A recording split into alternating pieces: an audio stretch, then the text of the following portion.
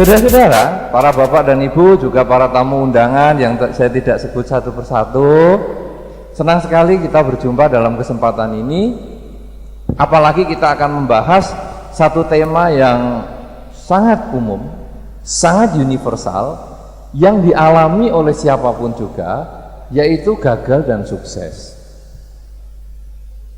Perlu kita ketahui bahwa sesungguhnya gagal dan sukses ini ibarat satu telapak tangan yang dilihat dari dua sisi. Sisi terang orang mau menyebut dengan nama sukses. Sisi gelap orang menyebut nama dengan gagal. Tetapi barang yang sama. Nah, saudara-saudara, karena melihat barang yang sama dari dua sisi yang berbeda, kemudian banyak orang malah mengatakan atau menghindari kata gagal. Orang lebih cenderung mengatakan, satu, sukses, kedua, belum sukses. Karena kalau menyebut gagal, ini rasanya kita kok habis-habisan sudah. Suara apa tadi? Ada ayam ya. Kalau kita menyebut gagal itu seperti habis-habisan. Bagaimana sekolah? Wah, gagal. Bagaimana rumah tangga? Gagal. Bagaimana pekerjaan? Gagal. Bagaimana pergi ke dokter? Gagal. Sepertinya ini kita sudah tidak ada niat untuk maju. Tapi kalau kita menyebut dengan sudut yang berbeda, bahwa sukses dan belum sukses, maka nanti ditanya, bagaimana sekolah? Wah, belum sukses. Wah, kapan sukses? Bulan depan. Mau ikut remedi dulu. Wah, ini kan ada semangat. Tapi kalau gimana sekolah? Gagal. Pengen perbaiki nggak? Percuma. Oh, udah gagal. Hilang semangat. Bagaimana rumah tangga? Belum berhasil. Beberapa orang kan tanya, aduh Bante, saya ini kok sulit loh cari jodoh. Lalu saya biasanya kalau lelaki yang tanya itu, saya jawab, ada lowongan mau. Apa itu? Lowongan apa? Jadi biku. Karena banyak orang tua, kalau anak lakinya itu sulit dapat jodoh, kemudian dia kalau ke wihara langsung ngomong, sudah daripada kamu sulit-sulit jadi jodoh, wis jadi biku aja. Jadi dia dipikir biku ini orang rapayu kabeh apa ya? Sehingga kalau ada laki-laki yang kemudian tidak laku-laku atau tidak dapat jodoh, saya katakan gitu, ada lowongan mau apa? Jadi biku. Wah, berat Bante, berat kan katamu, banyak orang ngomong wenak jadi biku itu. Sering saya katakan, kalau wenak kok sing jadi biku sedikit ya.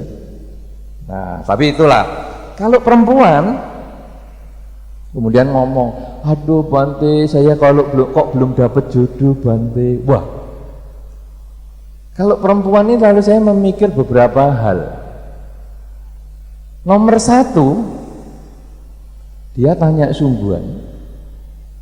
Apa nomor dua, dia mengumumkan dirinya bahwa masih single. Kalau nomor satu bahwa dia tanya sungguhan, saya jawab sungguhan. Nah, cari jodoh begini. Tapi kalau dia hanya mengumumkan, saya juga mengumumkan. Saya ya belum dapat. 253. Sama-sama toh pengumuman. Nah, tetapi kemudian kalau orang itu mengatakan, aduh Bante, saya ini kok gagal dapat jodoh, itu kemudian hatinya gersulo, artinya merasa apa ya, hancur sungguhan. Ya saya katakan, kamu belum dapat jodoh.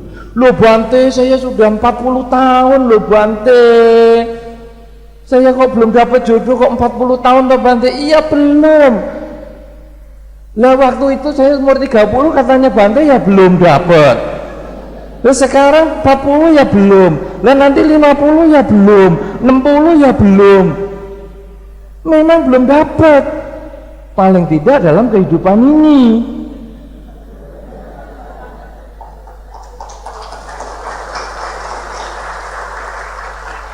Artinya Anda kehidupan ini belum dapat, tapi dalam kehidupan selanjutnya setelah lahir kembali Anda berpotensi untuk dapat. Jadi tenang, pasti dapat. Nah kalau gagal kan habis-habisan, tapi kalau belum dapat tunggu waktu. Nah, ya, nah itu jodoh kadang begitu. Kemudian juga tadi pekerjaan, aduh gagal, itu juga bikin stres. Tapi sebetulnya kita akan mengatakan belum berhasil, ya. Jadi nomor satu, hilangkan kata gagal itu dalam pikiran kita. Kata gagal membuat kita rendah diri, kata gagal membuat kita tak bersemangat, kata gagal membuat kita tidak ada keinginan memperbaiki diri. Tapi kita ubah kata gagal menjadi belum berhasil. Cocok? Setuju? Nah, belum berhasil. Kalau begitu, setiap orang pasti berhasil.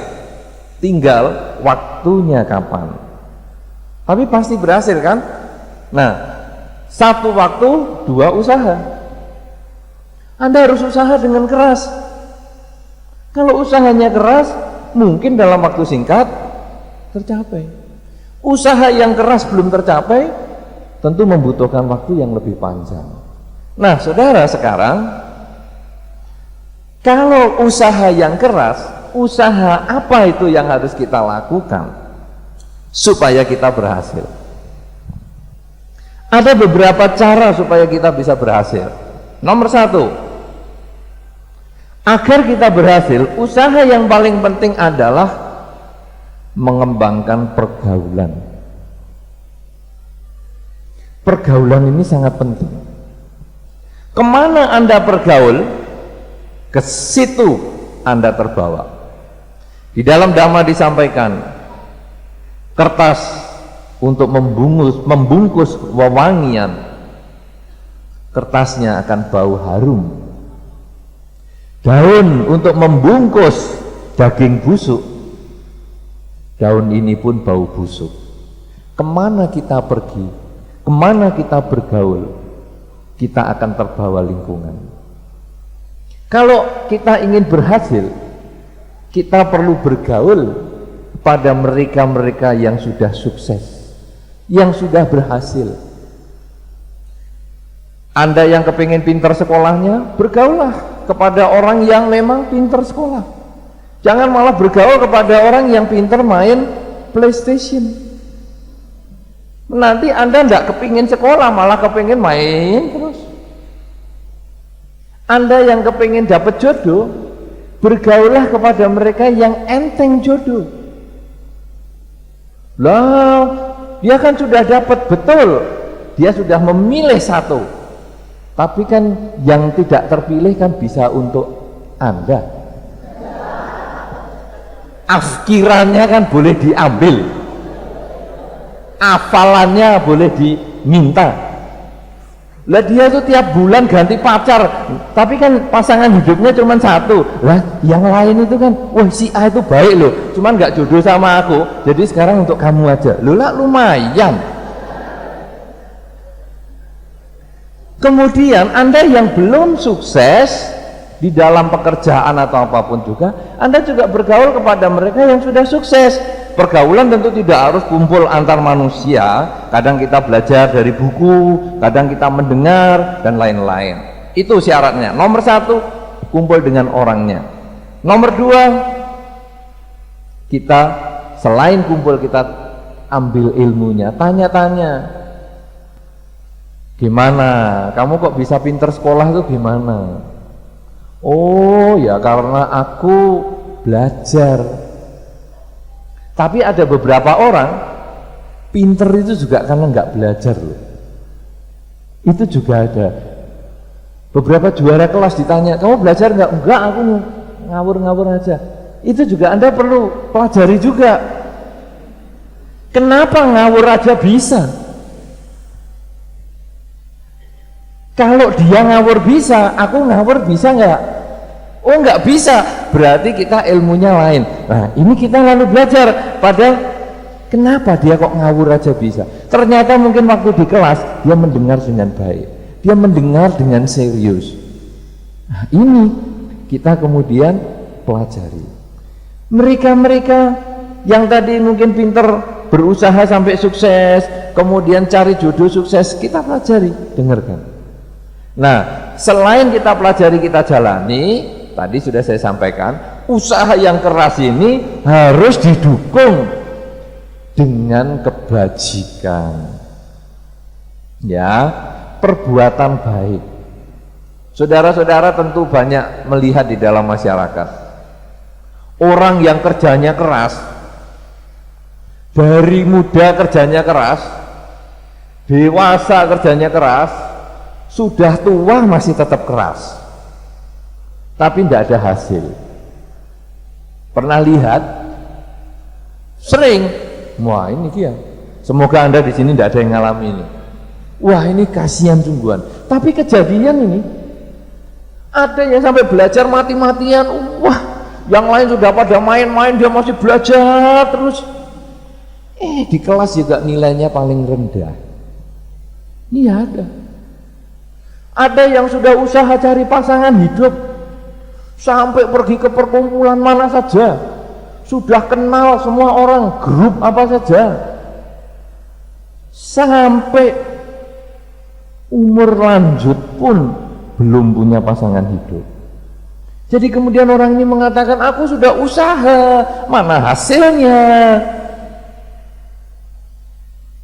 Saudara, orang selain berusaha, tadi saya sudah sampaikan bahwa ada usaha dan ada kesempatan. Kita harus menciptakan kesempatan. Kesuksesan itu dicapai, diraih, diperjuangkan. Bukan hanya kita menerima saja. Nah, kesempatan itu dari mana? Ketika kita mengembangkan perbuatan baik.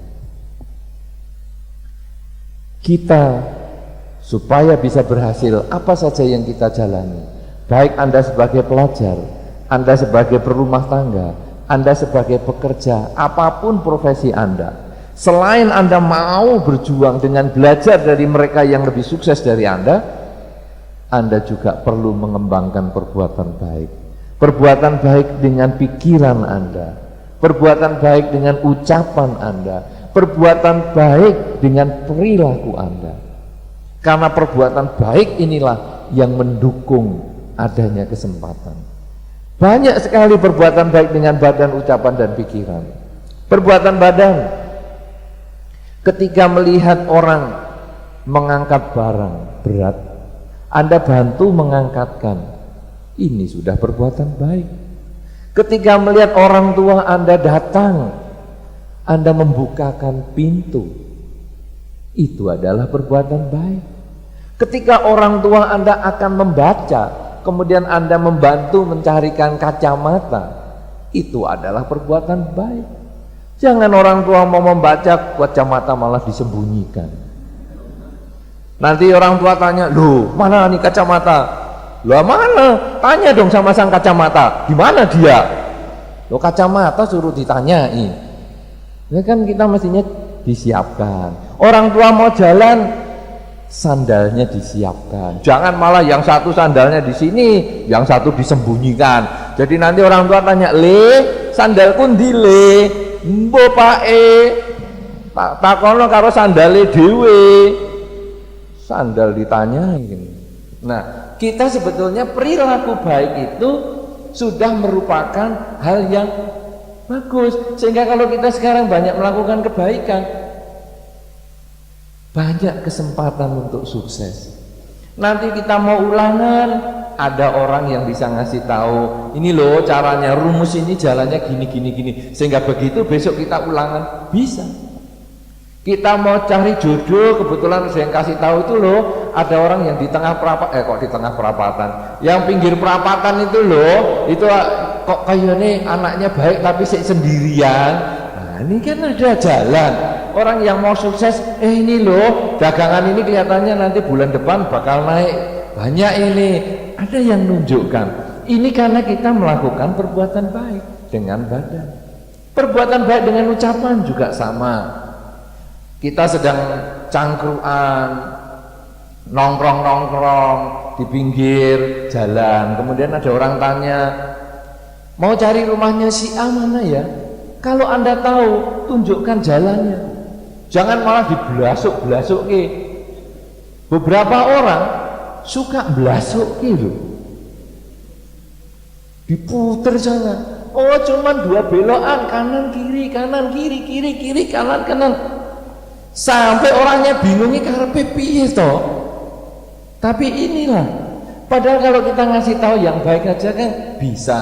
Mulut ini kan bisa digunakan untuk ngomong yang baik-baik. Gunakan kesempatan ngomong yang baik, kan begitu.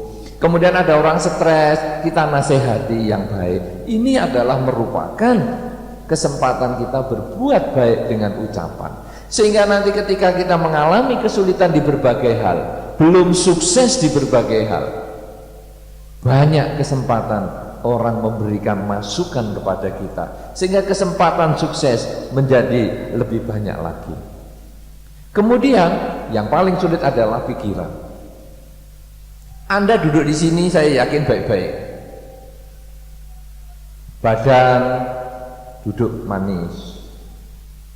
Ucapan ya nggak ngomong apa-apa. Tapi pikiran belum tentu. Beberapa mungkin ada yang merasa, wah, kok ongkep ya di sini. Nah, misalnya, kemudian wah kreatif apa? Ada yang wah, jebule neng gini. Ternyata di sini, wah, cuma dengerin Bu Antene ngomong begituan aja. Wah, ini pikiran-pikiran bisa macam-macam. Atau di sebelahnya ngomel, waduh, duduk enak-enak, ruangan bagus-bagus. Lah kok sebelahku ini loh, wambune ra karu-karuan. Kenapa ini aku duduk kok di sebelahnya dia? Aku mau pindah. Pikiran buruk ini timbul. Omongan tidak ngomong jelek, badan tidak melakukan sesuatu, tetapi pikiran mikir yang jelek-jelek. Ini juga harus dikendalikan. Kalau kita mau sukses, selain kita belajar ilmu dari mereka yang lebih sukses di bidangnya, maka kita juga harus mengembangkan perbuatan baik. Perbuatan baik dengan badan, perbuatan baik dengan ucapan, yang lebih sulit perbuatan baik dengan pikiran. Apakah perbuatan baik dengan pikiran yang harus kita lakukan?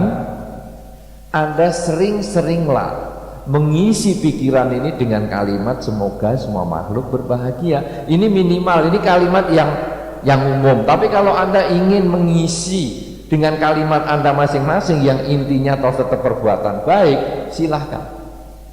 Kalau kalimat semoga semua makhluk bahagia, kita makhluk, kita kan tentu kepingin bahagia. Keluarga kita makhluk, keluarga kita juga kepingin bahagia. Lingkungan kita juga makhluk, lingkungan kita juga kepingin bahagia. Ketika kita mengucapkan semoga semua makhluk bahagia, kita sesungguhnya mengharapkan semua makhluk yang berada di sini, mau yang dekat maupun yang jauh, siapapun juga mereka, semoga mereka bahagia. Kalau pikiran kita diisi yang jelek-jelek, cepat pikirkan itu, semoga semua makhluk bahagia. Begitu muncul pikiran yang jelek lagi, katakan semoga semua makhluk bahagia. Lama-lama pikiran jelek itu tidak muncul lagi.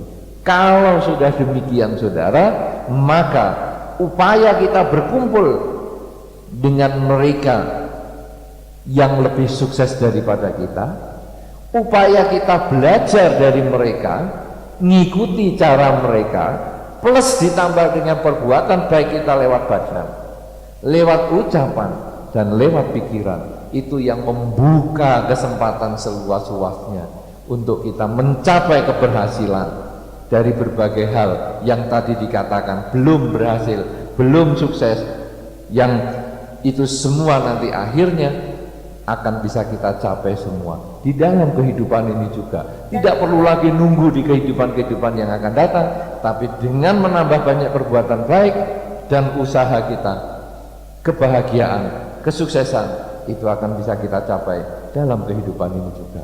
Ya, inilah sebagai pengantar yang saya kembalikan kepada saudara moderator untuk memberi kesempatan siapa saja bertanya. Terima kasih atas perhatiannya.